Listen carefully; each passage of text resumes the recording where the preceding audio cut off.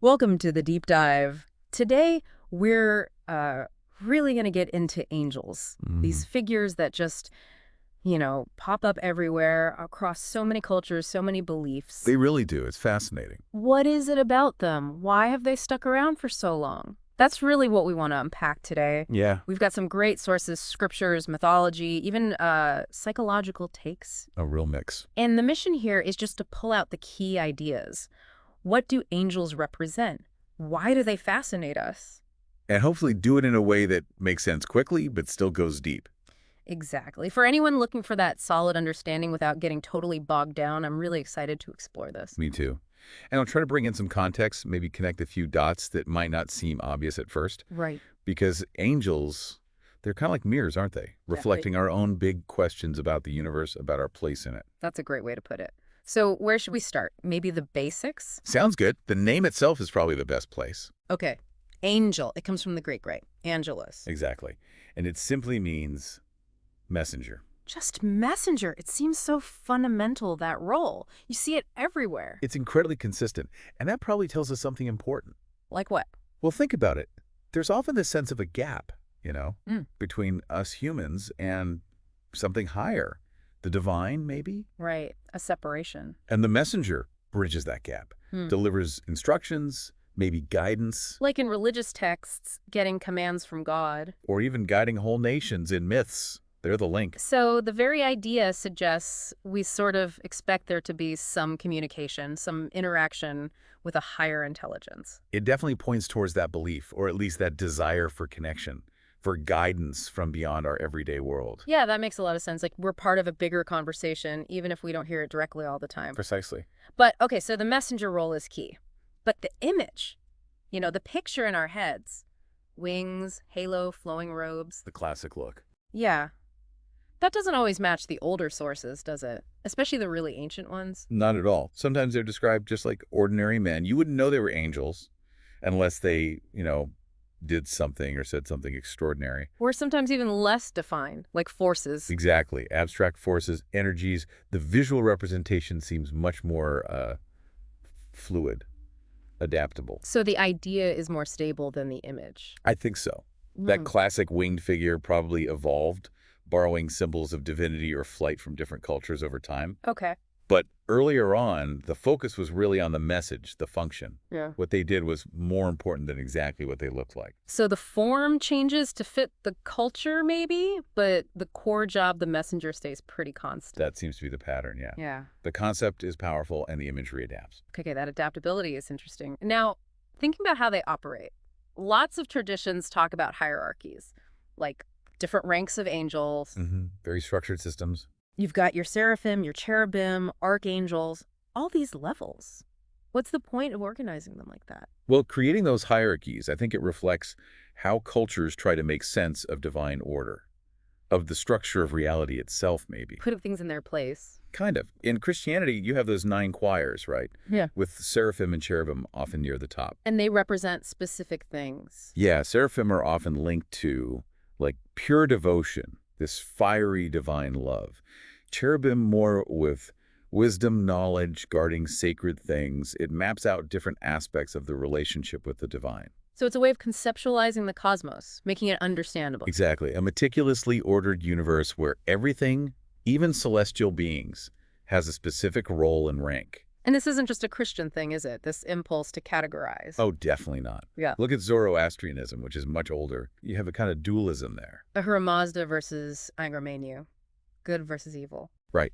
And you have these spiritual entities aligned with Ahura Mazda, the good creator, fighting the forces of chaos. They act like agents, fulfilling roles similar to angels, even if the structure isn't identical to the later Christian model. So it's still about cosmic order and struggle. Yes, a fundamental battle between opposing forces with spiritual beings playing key roles on each side. And then in Islam, you have very specific named angels with huge jobs. Absolutely. Jibril or Gabriel bringing revelations. Like the Quran to Muhammad. Exactly. Yeah. And Israfil, who blows the trumpet for the Day of Judgment. Azrael, the angel of death. These aren't just messengers. They have massive cosmic responsibilities. Wow. It really makes you wonder why this human need to map out even the unseen world in such detail. That's a really good question to ponder, isn't it? Is Mm. it about control? understanding, making the immense feel a bit more graspable. Maybe all of the above. Okay, so shifting gears a bit, from the grand cosmic structure to the more personal level. Hmm. The sources talk a lot about encounters with angels leading to big changes in people's lives. Yes, profound transformations. Things like dreams, visions, sometimes just a strong intuition or even surviving something impossible. Moments that feel like interventions. Yeah, like something steps in from outside the ordinary. And these moments often seem to act like catalysts. That's a great word for it. They shake people up, shift their perspective, maybe push them onto a different path entirely. It connects to finding your purpose, doesn't it? Or suddenly understanding yourself better. Very much so. The encounter, whether it feels like it comes from outside or, interestingly, from within, seems to help people align with, well, maybe their true self or path. Okay, now that's interesting. From within. Are you suggesting angels might not always be external beings? Well, that's a key interpretation, especially in more psychological or symbolic readings. Yeah. Could an angelic message actually be our own deepest intuition, that inner voice of wisdom? So when someone feels guided by an angel, they might actually be tapping into their own higher awareness. It's a possibility, certainly. It blurs that line beautifully, doesn't it? Between the divine outside us and the divine spark within us. Trusting that guidance becomes trusting a part of yourself. That really changes how you think about it. It's not just waiting for external help, but maybe listening more closely inside. Precisely. But of course, if you have this idea of higher guidance, you almost have to have its opposite, right? The deviation. The shadow side, yes. Ah, The fallen angel. Lucifer. That story is everywhere. What's the core message there, do you think? Beyond just, don't rebel. Well, the surface level is definitely about pride, hubris, misusing free will, defying the divine order we just talked about. The ultimate cautionary tale. Right. But if you dig a bit deeper, it's maybe more complex than just pure evil. How so? The fallen angel archetype, it also seemed to represent the necessity of struggle, of confronting difficulty, even darkness, as part of growth. Ah, okay. So it's not just a warning against something, but also maybe points towards a process. Exactly. Think about personal transformation. It rarely happens without hitting obstacles, facing our own internal conflicts, our shadows. The fallen angel embodies that struggle.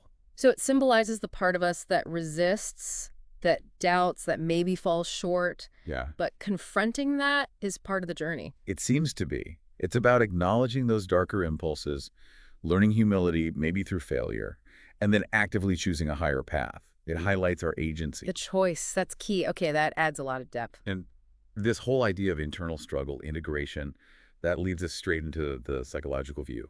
Carl Jung, especially. Right, Jung didn't necessarily see angels as literal beings out there. Not necessarily, no. More as archetypes. Powerful, universal symbols residing in our collective unconscious. Okay, untack archetypes a bit in this context. What do angelic archetypes mean psychologically? For Jung, they symbolize things like our highest aspirations, our connection to spiritual wisdom, our moral conscience. They're strongly linked to what he called the self. The self, that's the goal of individuation, right? Becoming whole. Exactly. Integrating all the disparate parts of our psyche, conscious, unconscious, light, shadow into a unified whole. Angelic figures appearing in dreams or deep thoughts can be seen as signals from the self, guiding us on that path. So that feeling of being guided towards something better, or that sudden flash of insight, Jung might say that's the angelic archetype bubbling up from the unconscious. That would be a very Jungian interpretation, yes. It shifts the divine encounter firmly into the realm of internal psychological experience. Yeah, from cosmic hierarchy to inner archetype, that's quite a range. It really is. And speaking of internal struggles made manifest, there's that amazing story of Jacob wrestling with the angel. Oh yeah, such a powerful image. What's going on there? It's not just a physical fight, surely. Almost certainly not just physical. It's often read as a metaphor for intense inner conflict. Jacob is literally grappling with something powerful, mysterious. Grappling with his own doubts, his past, his limitations. All of that, potentially. He's confronting parts of himself, maybe parts he's tried to avoid. It's a struggle that goes on all night, signifying its depth and difficulty. And he doesn't win in a simple way, does he? He gets injured, but he also gets a blessing and a new name. Exactly. The struggle itself is transformative. He holds on, demands a blessing, and emerges changed. It suggests that engaging directly with the struggle, wrestling with our inner angels or demons, is crucial for achieving real transformation or wisdom. You can't just bypass the hard parts. It seems not. The blessing comes through the struggle, through that integration process. Okay. So we've covered messengers, hierarchies, transformations, fallen angels, archetypes, inner struggles. Mm, Quite the journey. we have. So pulling it all together, Right. what's the big takeaway? What do angels in all these different forms ultimately represent? Well, it really strikes me that they consistently point to this deep human desire for something more. Transcendence, maybe? Yeah, connection to something beyond the everyday, guidance, meaning. Exactly.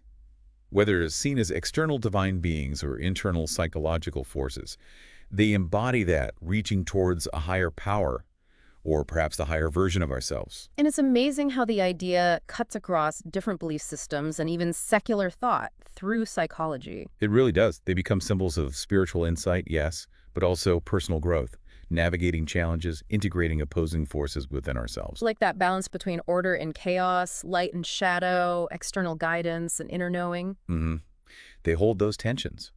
So at the end of the day, maybe angels symbolize the human journey itself. The journey towards what?